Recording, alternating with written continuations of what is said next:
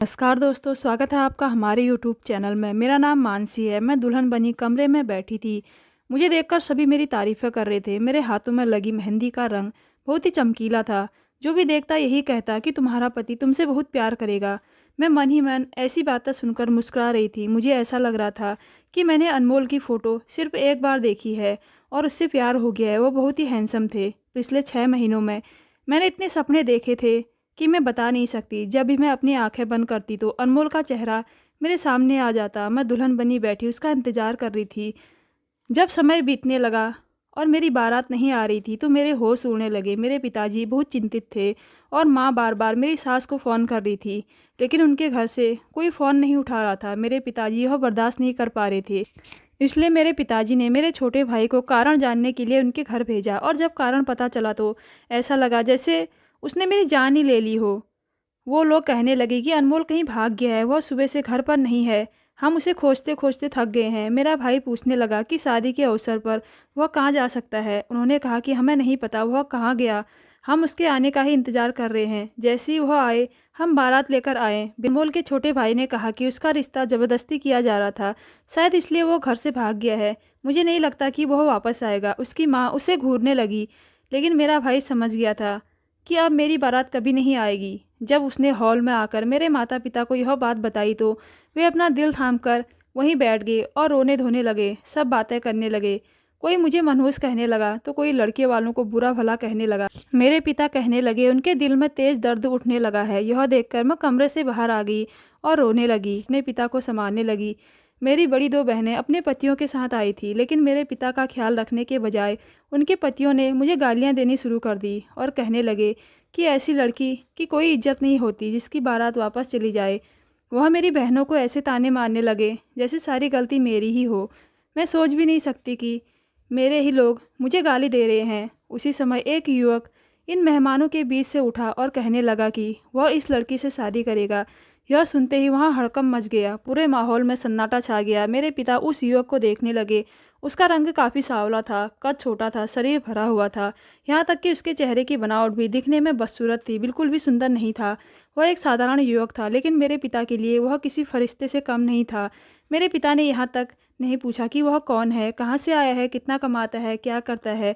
उन्होंने तुरंत कहना शुरू कर दिया कि आज जो आप मुझ पर एहसान कर रहे हैं यह मैं कभी नहीं भूल सकता। मैं कुछ बोल भी नहीं सकी। मैं यह भी नहीं कह सकी कि मैंने अनमोल के सपने अपनी आंखों में संजोए थे ताकि मैं उन्हें देख सकूं। वो काफ़ी सुंदर और स्मार्ट युवक था। मैं उस आदमी से कैसे शादी कर सकती थी। मेरे पिता को मेरी समस्या का एक ही समाधान नज़र आया कि कोई आए और मुझसे शादी करके मुझे अपने साथ ले जाए, ताकि इसके बाद मेरे साथ जो भी हो उनकी इज्जत बनी रहे। किसी को इससे कोई फ़र्क नहीं पड़े, बस इतना ही बाकी था। रोते हुए मैंने उसके साथ फेरे लिए थे और जब उसके साथ विदा होकर बाहर आई तो सामने सफ़ेद रंग की टैक्सी खड़ी देखकर मेरा दिमाग चकरा कर रह गया था। उसने टैक्सी का आगे का दरवाज़ा खोला और खुद ड्राइविंग सीट पर बैठ गया। यह देखकर मेरा दिल ऐसा लगा जैसे किसी ने मुट्ठी में लेकर कुचल दिया हो। वह टैक्सी ड्राइवर था और शादी में शामिल होने वाले मेहमानों को छोड़ने के लिए यहाँ आया था और उन्होंने उसे यहाँ रोक रखा था कि वह वापस भी इसी टैक्सी में जाएंगे। इसलिए उन्होंने इस टैक्सी ड्राइवर को हॉल के एक कोने के टेबल पर बैठा दिया था ताकि वह मेरी शादी का खाना खाकर चला जाए। लेकिन मुझे नहीं पता था कि मुझे इसी टैक्सी ड्राइवर के साथ विदा लेनी पड़ेगी।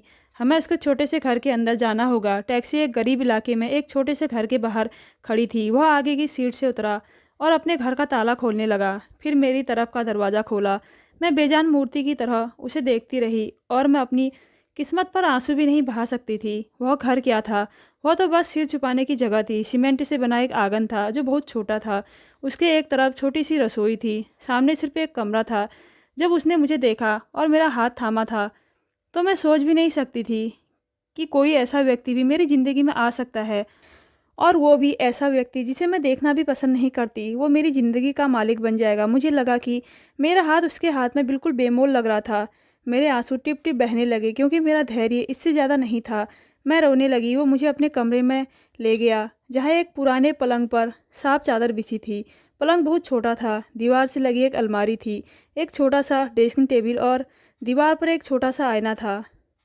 और उस छोटे से कमरे में इतनी ही चीज़ें आ सकती थी। मैंने एक नज़र इस कमरे पर डाली और मेरी आंखों से तेज़ी से आंसू बहने लगे। उसने मुझे पलंग पर बैठाया और कहा कि मैं तुम्हारे लिए पानी लेकर आता हूँ।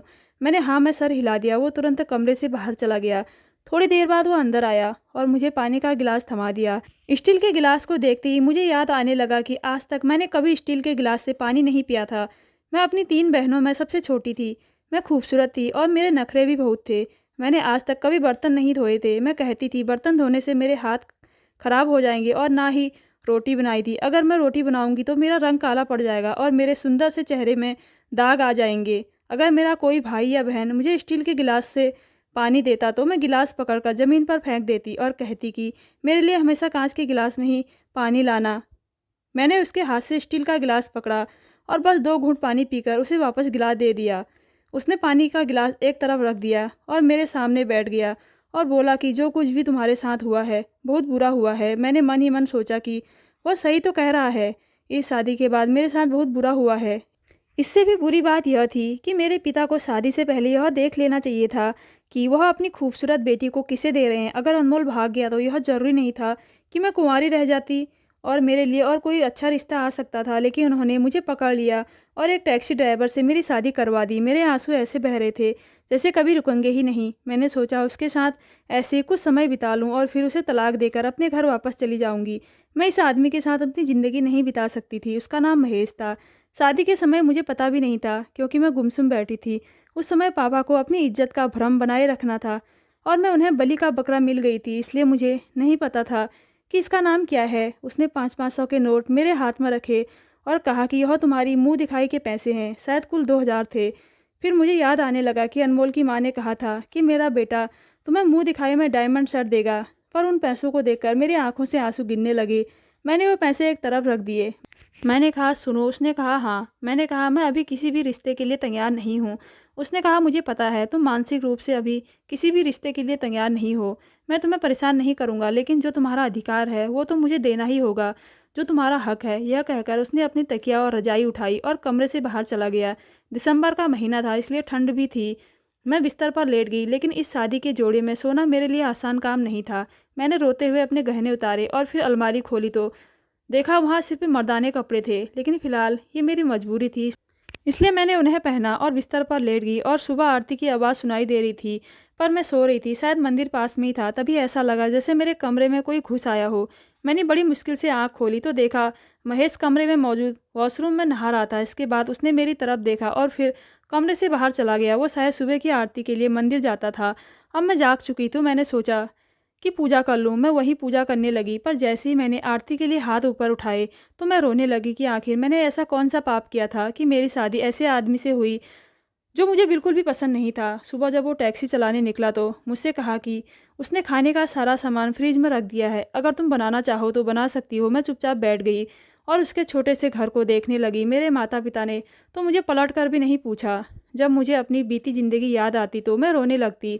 बार बार मैं अपने भगवान से यही सवाल पूछती कि मेरा क्या कसूर था जो मेरी शादी ऐसे आदमी से हुई। जब वो शाम को वापस आया तो मैंने दाल पकाई हुई थी। उसने चुपचाप वो दाल खा ली और उसने कुछ पैकेट मेरी तरफ बढ़ा दिए और कहा कि मुझे महिलाओं के कपड़े पहनने के बारे में ज़्यादा जानकारी नहीं है, इसलिए जो समझ में आया वो ले लिया। कल रात को तुमने मेरे कपड़े पहने हुए थे और इस हाल में मैं तुम्हें बाहर भी नहीं ले जा पाऊँगा। वो कहने लगा कि इन कपड़ों के बीच एक लाल रंग का सूट भी है, उसे पहन लो। यह सुनकर मेरा दिल बैठ गया। जैसे ही मैंने पैकेट खोला तो देखा कि एक हल्का और फैंसी सूट था जो लाल रंग का था।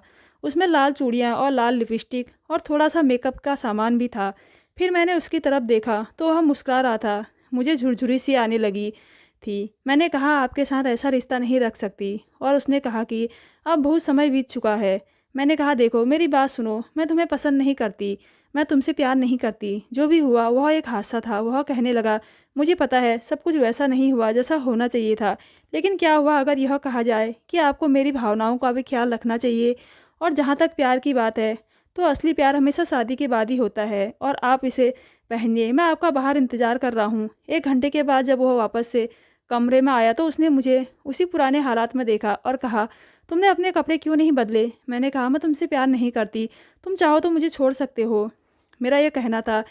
उसके चेहरे पर बल पड़े थे। वो मेरी तरफ बड़े गुस्से से देखने लगा और बोला मैंने तुम्हें अपनी बीवी इसलिए नहीं बनाया कि मैं तुम्हें छोड़ सकूं। एक इंसान सबके सामने छोड़ने के लिए किसी को नहीं अपनाता। मैंने तो पहले ही कहा था कि प्लीज़ इस रिश्ते को अपने सिर पर मत लेना। मेरे और तुम्हारे बीच कोई रिश्ता नहीं है, मैं पढ़ी लिखी हूँ, नौकरी करके अपना गुजारा कर सकती हूँ। वो बोला ठीक है, मैं तुम्हें समय देता हूँ। तुम्हें कितना समय चाहिए? मैंने कहा मुझे तलाक चाहिए। अगर तुम दे सको तो तुम्हारा बड़ा एहसान होगा। यह सुनकर वो वापस बाहर चला गया।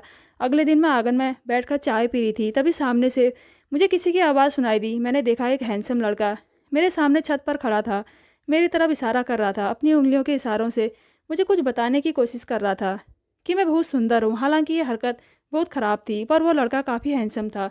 फिर इशारों से उसने मुझसे मेरा नंबर मांगा। मैंने अपनी उंगलियों के इशारे से उसे बता दिया। उसी समय घर का दरवाज़ा खुला और महेश अंदर आ गया। वो लड़का भी अपनी छत से नीचे उतर आया। महेश ने उसकी छत की तरफ देखा और मुझसे कहा, प्लीज़ यहाँ मत बैठा करो। मेरे सामने बहुत छिछोरे लड़के रहते हैं जिनका कोई काम नहीं है, वो बस मोहल्ले की लड़कियों को परेशान करते हैं। मैंने मन ही मन सोचा कि वह जो भी करे मेरा समय तो कट जाएगा, कम से कम दिखने में महेश से कई गुना बेहतर है। अब मैंने रोज़ की दिनचर्या बना ली थी। महेश के बाहर जाते ही मैं इशारे से उस लड़के से बातें करती। एक बार रात के समय उसने मुझे फ़ोन किया और कहा कि जब से मैंने तुम्हें देखा है मैं तुम्हारी खूबसूरती का दीवाना हो गया हूँ।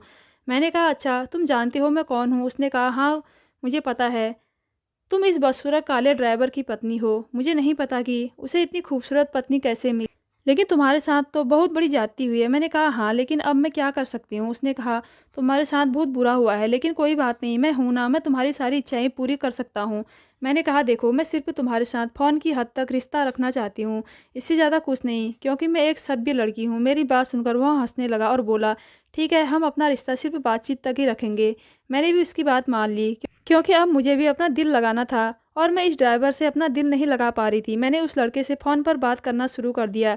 वो मेरी बहुत तारीफ़ करता और कहता था कि मैंने आज तक तुम्हारी जैसी खूबसूरत लड़की नहीं देखी, और मैं उसकी तारीफ़ सुनकर बहुत खुश होती थी। मेरे पति वैसे भी मेरे कमरे में नहीं सोते थे, वो बाहर जाकर बिस्तर पर लेट जाते थे। मुझे बस उनके कपड़े प्रेस करने होते थे और उनके लिए खाना बनाना होता था, और ना ही मैं उनसे ज़्यादा बातें करती थी और ना ही मैं उनके पास जाती थी। मैं ज़्यादातर रात में उस लड़के से बातें करती थी। उसका नाम आयुष था, नाम भी अच्छा था। एक बार उसने कहा मुझे आपसे मिलना है। मैंने कहा आप रोज़ देखते हो? वो बोला नहीं, पास से, चलो किसी होटल या रेस्टोरेंट में मिलते हैं। मैंने कहा नहीं बाबा, मुझे डर लगता है। वो बोला जब प्यार किया है तो डरना क्या? मैंने कहा मैं तुमसे प्यार नहीं करती, बस बातें करती हूँ। वो बोला प्यार भी करने लगोगी? वैसे वो बोला मुझ में क्या कमी है, अच्छा खासा तो हूँ। मैंने कहा हाँ, खूबसूरत हो पर कमाते कुछ नहीं हो। यह सुनकर वह हंसने लगा और बोला क्या फ़र्क पड़ता है, तुम्हें तो सिर्फ स्मार्टनेस से मतलब रखना चाहिए, और मेरे पास वो है ही। मैंने कहा खाली पेट प्यार अच्छा नहीं लगता है। हाँ, अगर तुम कुछ करने लगो तो जाओ, मैं तुम्हारे बारे में सोच सकती हूँ। उसने कहा कि तुम एक ड्राइवर की बीवी हो, तुम्हारे इतने नखरे हैं। मैंने कहा हाँ, आज तक मैंने उसे अपने करीब नहीं आने दिया। उसने कहा प्यार में सब जायज़ है, वादा करता हूँ कटी पतंग की तरह तुम खुद ही मेरे पास आ जाओगे। मैंने कहा यह तुम्हारी सोच है। उसने कहा देखो, मर्द की बातों में बहुत आकर्षण होता है, औरत मोमबत्ती की तरह पिघलने लगती है और फिर ये नहीं देखती कि पाप क्या है और पुण्य क्या है। मैंने कहा पर मैं ऐसी बिल्कुल नहीं हूँ। मेरी बात सुनकर वो हंसने लगा और बोला अगर ऐसा नहीं होता तो कभी अपने पति को मना नहीं करती, उसे अपना नसीब समझकर स्वीकार कर लेती या समझती भगवान ने उसे तुम्हारे लिए ही बनाया है, पर तुमने ऐसा नहीं किया। मुझे उसकी बातें बहुत बुरी लग रही थी। मैंने फ़ोन स्विच ऑफ कर दिया। अगले दिन महेश ने मुझसे कहा तैयार रहना, हम लोग किसी रेस्टोरेंट में खाना खाने चलेंगे। मैंने हामी भर दी। मैं काफ़ी दिनों से बाहर नहीं गई थी, तो मैंने सोचा खाना खा लूँ, खाने में कोई बुराई नहीं है। हम जिस रेस्टोरेंट में खाना खाने गए वहाँ लोग हमें देख रहे थे। वैसे तो वो टैक्सी ड्राइवर था, पर वो मुझे एक अच्छे रेस्टोरेंट में ले गया था। उसने एक कोने की टेबल बुक करा रखी थी ताकि मैं वहाँ आराम से खाना खा सकूँ। उसने मुझे एक पतली सी सोने की अंगूठी भी दी और कहा इसे प्यार का तोहफा समझ कर रख लो। बेशक वो ज़्यादा कीमती नहीं थी, पर मैंने उसका दिल रखने के लिए पहन ली। महेश बोला तुम बहुत अच्छी लग रही हो। मैंने कहा शुक्रिया। खाने का मेन्यू कार्ड उसने मेरी तरफ बढ़ा दिया। मैंने उस मेन्यू कार्ड को उसकी तरफ बढ़ा दिया और कहा तुम अपनी हैसियत के हिसाब से जो चाहो मंगवा सकते हो। मेरी आवाज़ में अभी भी नफरत थी। वो बोला ये पार्टी मैंने तुम्हारे लिए की है, तुम जो चाहो मंगवा सकती हो। उसकी बात सुनकर मैं मुस्कुराई और उसकी तरफ देखने लगी। मैंने कहा तुम मेरी पार्टी का खर्चा नहीं उठा सकते हो। वो बोला जो चाहो मंगवा लो, मेरी जेब में अच्छे खासे पैसे हैं, इसलिए मैं तुम्हें इस रेस्टोरेंट में लेके आया हूँ। शायद वो अपनी पिछले 2-4 महीने की सारी बचत आज ही खर्च करना चाहता था, इसलिए मैंने मंगवा लिया। मैंने भी जी भरकर खाना खाया क्योंकि मुझे सारी चीज़ें पसंद थी, पर आइसक्रीम खाते समय कुछ आइसक्रीम मेरे कपड़ों में गिर गई। मैं अपना दुपट्टा धोने के लिए वॉशरूम गई थी, लेकिन जैसे ही मैं वॉशरूम से बाहर आई तो वहाँ एक लड़का खड़ा था। उसने मुझ पर कमेंट करना शुरू कर दिया। मैंने उसे बहुत खरी खोटी सुनाई, लेकिन मुझे नहीं पता था कि वो मेरा हाथ पकड़कर मुझे वॉशरूम ले जाएगा। जब मैंने चिल्लाना शुरू किया तो उसने मेरे मुंह पर हाथ रख दिया। और मेरे साथ वॉशरूम में ही बदतमीजी करने लगा और अचानक वॉशरूम का दरवाज़ा खुला और महेश वहीं खड़ा था। ये देखकर मेरी आंखों में आंसू आ गए। उसने उस लड़के को इतना मारा कि वह लहूलुहान हो गया। वहाँ रेस्टोरेंट में काफ़ी लोग जमा हो गए, यहाँ तक कि मैनेजर भी आ गया। फिर उसने उस लड़के को पुलिस के हवाले कर दिया। मैंने महेश को इतने गुस्से में पहली बार देखा था। घर आते ही देखा कि उसका हाथ बुरी तरह से जख्मी था। उस लड़के ने महेश के होंठ के पास भी मारा था, उसे भी चोट लगी थी। पहली बार मुझे इसका एहसास हुआ। मैंने कहा, तुम्हें लड़ने की क्या ज़रूरत थी? वो बोला, शुक्र मनाओ कि मैंने उसे ज़्यादा नहीं मारा। अगर वहाँ का स्टाफ और मैनेजर वहाँ नहीं पहुँचता तो वो लड़का मेरे हाथों मर जाता। मैंने कहा कि तुम मुझसे इतना प्यार करते हो। पता नहीं मैं उससे क्या सुनना चाहती थी और क्यों सुनना चाहती थी। वो कहने लगा, तुम मेरी इज्जत हो और धिक्कार हो ऐसे मर्द पर जो अपनी पत्नी की रक्षा ना कर सके, और धिक्कार हो ऐसी औरत पर पति के होते हुए भी गैर मर्द के सामने खुद को पेश करे। जो खूबसूरती अपने पति के अलावा गैर मर्दों के लिए होती है वो उस खूबसूरती की तरह होती है जिस पर सभी मक्खियाँ आकर हमला कर देती हैं। और आप देख सकते हैं कि मक्खियाँ हमेशा सड़े हुए फलों को ही कुतरती है। औरत की खूबसूरती की मिसाल भी ऐसी ही होती है। अगर वो अपने पति के लिए सुरक्षित है तो वो अनमोल हीरे के समान है, वरना गले सड़े फल के समान है। फिर उसने कहा कि तुम मेरे लिए बहुत अनमोल हो, इसलिए मैं ये बर्दाश्त नहीं कर सकता। ये कहकर वो कमरे से बाहर चले गया। आज फिर आयुष का फ़ोन आया, पर मैं उससे बात नहीं कर पाई क्योंकि महेश की बातें मेरे कानों में गूंज रही थी। मैं खुद को बहुत छोटा महसूस कर रही थी। आयुष से मेरी लड़ाई हो गई। मैंने उससे कहा कि अगर तुमने मुझे दोबारा से फ़ोन किया तो मैं अपने पति से कह दूंगी, वो तुम्हारी टांगें तोड़ देगा। इसके बाद आयुष का फिर कभी कोई फ़ोन नहीं आया। आज मैं खूब तैयार हुई थी। मैंने महेश की पसंद का खाना भी बना लिया था क्योंकि मैं इतनी भी बुरी नहीं थी कि अपने आप को 2 टके का कर देती। तो इसलिए मैंने सोचा कि अब मैं उसी की हो जाऊं जिसने मेरा सम्मान किया और बिरादरी में मेरा मान रखा। महेश उस समय मेरे लिए हर हैंडसम आदमी से भी ज़्यादा हैंडसम हो गया था। शायद इंसान की नज़र ही सामने वाले को सुंदर या बदसूरत बनाती है, वरना भगवान का बनाया हर इंसान खूबसूरत होता है। आज जिस नज़र से मैं उसे देख रही थी मुझे महेश में कोई बुराई नज़र नहीं आई। उसके काले रंग ने भी मुझे प्रभावित किया। मैं अपने चेहरे पर चमक महसूस कर रही थी। मुझे महेश से प्यार होने लगा था। वो मेरे लिए फूलों के गजरे लेकर आया था जिसे मैंने मुस्कुराकर अपने बालों में लगा लिया। वह आश्चर्य से मेरी ओर देखने लगा। मैंने कहा, मैं बहुत अनमोल हूँ, मैं चाहती हूँ कि आप मुझे अनमोल कर दीजिए। मेरे सवाल पर उसने मेरा हाथ पकड़ लिया। महेश के प्यार ने मुझे पूरी तरह से बदल दिया था। अब मेरी सोच पूरी तरह से बदल गई थी कि जिस खूबसूरती के पीछे मैं भागती थी वह सिर्फ कुछ देर के लिए ही मेरे दिल को लुभा सकती थी, लेकिन जिसका दिल खूबसूरत होता है वह पूरी ज़िंदगी आपके साथ रहता है। और महेश मुझे बहुत प्यार और सम्मान देता है। अब मैं बहुत खुश रहने लगी थी। मैं खुद को खुशनसीब मानती हूँ कि मुझे महेश जैसा पति मिला है। मैंने अपने माता पिता को भी माफ़ कर दिया और अब मेरे माता पिता भी मुझसे मिलने आते हैं और मैं भी अपने मायके जाती हूँ क्योंकि आज उनके फैसले की वजह से मुझे महेश जैसा प्यार करने वाला पति मिला है। तो दोस्तों, कैसी लगी आज की स्टोरी? अगर अच्छी लगी तो हमारे चैनल को ज़रूर सब्सक्राइब कीजिएगा। धन्यवाद।